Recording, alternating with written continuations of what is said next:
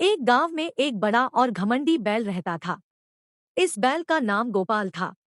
वह हमेशा अपनी शक्ति और वजन पर गर्व किया करता था। उसका ध्यान बस अपने आप पर ही रहता था और वह अक्सर दूसरों को नीचा दिखाने का मौका ढूंढता रहता था।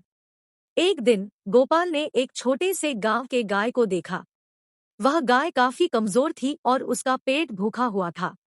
गोपाल ने उस गाय को देखकर उसे हंसते हुए उसकी शक्ति की अवहेलना की। वह गाय के पास गया और कहा, अरे गाय, तुम कितनी कमजोर हो। मुझसे तुलना में मैं तो इतना शक्तिशाली हूँ कि मैं पूरे गांव का काम आसानी से कर सकता हूँ। गाय ने धीरे से उत्तर दिया, हाँ, तुम शायद बहुत ताकतवर हो, लेकिन तुम्हारा घमंड तुम्हें दूसरों की कमजोरियों की अवहेलना करने के लिए अंधा बना देता है। गोपाल इस पर हंसते हुए उसे इग्नोर करता हुआ अपने रास्ते चला गया। लेकिन उसके कहने पर उसे विचार करने की जरूरत थी।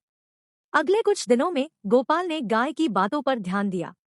उसने समझा कि शक्ति केवल शारीरिक रूप से ही महत्वपूर्ण नहीं होती है, बल्कि एक अच्छे और विनम्र व्यक्ति की भावना, उसकी सहानुभूति और दूसरों की मदद करने की क्षमता भी महत्वपूर्ण है।